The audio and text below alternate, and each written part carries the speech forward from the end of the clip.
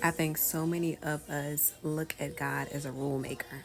We're looking at him as a tyrant or a dictator, someone waiting to judge us, waiting to condemn us, waiting to come down hard on us. We're looking for him to abandon us or forsaken us. We're looking for him to be critical of us and unforgiving. We're looking for him to give us a cold shoulder when we mess up. We're looking for him to guilt us or shame us. We're constantly trying to please him in a way that is not necessarily good, because we start thinking we can earn our way into his presence or into his kingdom, and that we can just earn our way into a relationship with him.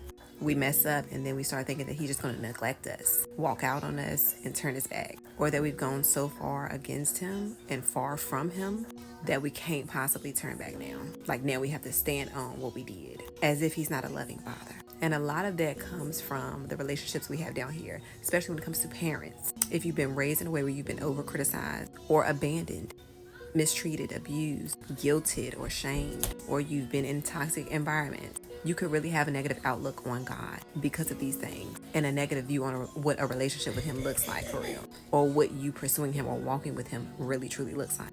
Don't look at God according to people, and get to know him for yourself. I think it's so important to, yes, know God's commands and his rules, and know those things so we can show reverence to him and honoring him and choosing his way, but also be aware of his goodness and his grace and mercy. He's not a hateful God, he's a loving God, and he is a jealous God. He does not want you putting anything or anyone ahead of him. But I think sometimes we can make an idol out of our pain, out of something that someone failed us in, maybe as a child or even as an adult. And then we have a way of connecting that dot back to God. And that's just not right. It's just like when we look out in the world and we see bad things happening and we draw that back to God. Well, why would God let that happen? If he's such a sovereign God, or if he's such a powerful God, why would he let that happen if he's so good? A lot of people look at that and they say, they draw back to God as if it's his fault, as if sin is not in this world, as if Satan is not running this world, as if Satan doesn't have power himself, as if we don't give him power over our lives by opening doors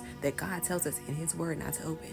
He makes rules, commands, but it's for our good, it's for our protection, not to harm us. Sometimes we like to flirt with things of the world, and we like to flirt with things that Satan has set forth in front of us for our destruction.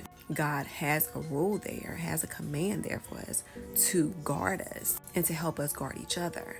But we have to know him to know. I also want to say that as believers, sometimes it's difficult for us to stand out. We feel like we have to fit in with everything. We feel like we have to blend in somehow. When the truth is that we're never going to fit in as followers of Christ. We're actually going to stick out like a sore thumb in a lot of rooms, in a lot of spaces. And that is perfectly fine. We need to be okay with that. We don't need to fight tooth and nail to be a part of things that are against God, that are blasphemous to him. And we need to be bold enough to speak on it when necessary and know our words so we can line it up with scripture. We don't have to get caught up in pointless arguments, but we do need to make others aware of the word and be an example of it. And we also need to know God's commands and have them written in our heart and be open to learning. We're always learning. We're not going to know everything, but be a student of the word, and then also know his goodness and show his goodness. Don't condemn other people. Satan does that. He will condemn people and make them feel like they can never get it right. They can never turn back. That's not a godly spirit, and that's not one that you should take into yourself. Don't walk around beating yourself up.